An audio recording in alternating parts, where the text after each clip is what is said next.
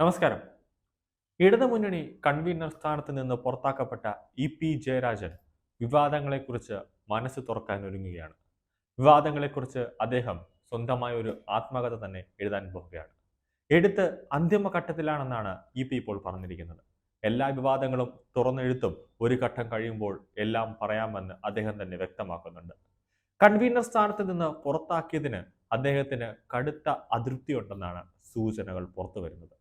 ആത്മകഥയോട് EP. രാഷ്ട്രീയം വിട്ടുപോയോ എന്നാണ് രാഷ്ട്രീയ നിരീക്ഷകർ തന്നെ ഉറ്റുനോക്കുന്നത്. സമീപകാലത്ത് ഏറ്റവും വലിയ സംഘടനാ നടപടികളിലൂടെ ഇ.പി. ജയരാജനെ എൽ.ഡി.എഫ് കൺവീനർ സ്ഥാനത്ത് നിന്ന് മാറ്റിയതോടെ സി.പി.എം രാഷ്ട്രീയത്തിൽ ഇ.പി. ജയരാജൻ യുഗത്തിന് തന്നെ അന്ത്യം വീഴുന്നിരിക്കുകയാണ്. എന്നും വിവാദങ്ങൾക്കൊപ്പം നടന്ന ഇ.പി. ജയരാജൻ ഒരേ സമയം തന്നെ പാർട്ടിക്ക് ഗുണവും ദോഷവും ഉണ്ടാക്കിയിട്ടുണ്ട്. ആക്ഷേപങ്ങളെയെല്ലാം കശക്കിയെറിഞ്ഞ് വിജയിയായി നിന്ന ഇ.പി.ക്ക് ബി.ജെ.പി. ബന്ധത്തിന്റെ പേരിലാണ് പടിയിറങ്ങേണ്ടി വരുന്നത്. ജീവിതത്തിലെ എല്ലാ സംഭവങ്ങളെയും കുറിച്ചും ഒടുവിൽ സംഭവിച്ച രാജിയും അതിന് കാരണമായ വിവാദങ്ങളെക്കുറിച്ചും ഇ.പി. തന്റെ ആത്മകഥയിൽ മനസ്സ് തുറക്കുകയാണ്. ആത്മകഥയുടെ അവസാന ലാപ്പിലാണ് താനെന്ന് ഇ.പി. വ്യക്തമാക്കിയിരിക്കുന്നു. എന്താണ് ആത്മകഥയിലെന്ന് ഇ.പി.യുടെ തുറന്നു പറച്ചിലുകളെ ഉറ്റുനോക്കുകയാണ് രാഷ്ട്രീയ കേരളവും രാഷ്ട്രീയ നിരീക്ഷകരും.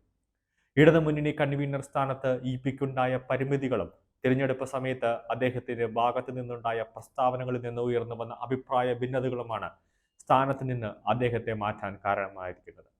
സി.പി.എം സംസ്ഥാന പ്രസിഡന്റ് എം.വി. ഗോവിന്ദൻ ഇന്നലെ നൽകിയ വിശദീകരണവും ഇതായിരുന്നു.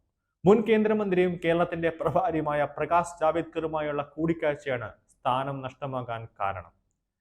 ആ കൂടിക്കാഴ്ച നടത്തിയതിനു ശേഷം ഇ.പി. ജയരാജനെതിരെ നേതൃത്വം തന്നെ ശക്തമായി രംഗത്തെത്തിയിരുന്നു. ഇ.പിയും പാർട്ടിയും തമ്മിൽ അസ്വാരങ്ങളും തുടർന്നിരുന്നു. ഇ.പി. ജയരാജൻ അദ്ദേഹത്തിന്റെ ആത്മകഥ എഴുതുമ്പോൾ അത് ഒരുപക്ഷെ പിണറായിക്കും സി.പി.എമ്മിനും നെഞ്ചിടിപ്പേറുകയാണ്. കാരണം ഇ.പി. ജയരാജൻ എല്ലാം നഷ്ടമായിരിക്കുകയാണ്. പാർട്ടിയിൽ നിന്നും പാർട്ടിയുടെ കൺവീനർ സ്ഥാനത്ത് നിന്നും ഇ.പിയെ പുറത്താക്കിയിരിക്കുന്നു. ഇനി പാർട്ടിയിലേക്ക് ഇല്ല എന്ന് ഇ.പി. ജയരാജൻ തന്നെ തുറന്നു പറഞ്ഞിരിക്കുന്നു. ആത്മകഥയിലൂടെ സകലതും ഇ.പി. വെളിപ്പെടുത്താൻ ഒരുങ്ങുകയാണ്. പിണറായി വിജയൻ എന്തിനൊക്കെ ഇ.പി. ജയരാജനെ ആവശ്യപ്പെട്ടിട്ടുണ്ട്. ദല്ലാർ നന്ദകുമാറിന് വേണ്ടി ഇ.പി. ജയരാജൻ പിണറായിയെ രക്ഷിക്കാൻ വേണ്ടി ആരുടെയൊക്കെ കാൽ പിടിച്ചിട്ടുണ്ട്, ആരുടെയൊക്കെ അടുത്ത് പോയിട്ടുണ്ട്.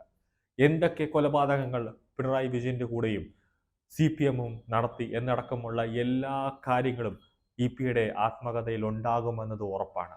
ഓരോന്നും എണ്ണി എണ്ണി ഇ.പി. ജയരാജൻ ആ ആത്മകഥയിൽ വ്യക്തമാക്കുമെന്നതിൽ യാതൊരു സംശയവുമില്ല. എല്ലാ കാര്യങ്ങളും ഉടനടി തന്നെ പുറത്തു വരുമ്പോൾ സി.പി.എം ഇപ്പോൾ മുങ്ങിക്കൊണ്ടിരിക്കുന്ന ഒരു കപ്പലാണ്. ഈ കപ്പലിന് ഒരു കപ്പിത്താനുണ്ട്. ഈ കപ്പൽ ആടി ഉലയുകയില്ല സർ എന്ന് അന്ന് വീണ ജോർജ് പറഞ്ഞിരുന്നു. പക്ഷേ ഈ കപ്പൽ ആടി ഉലയുകയാണ്. നിയന്ത്രണങ്ങളില്ലാതെ എവിടെയൊക്കെയോ ഇങ്ങനെ ഒഴുകി നടക്കുകയാണ്. ഇതിനൊരു നാഥനുണ്ടോ എന്ന് ചോദിച്ചാൽ പാർട്ടിക്കൊരു നാഥനില്ല.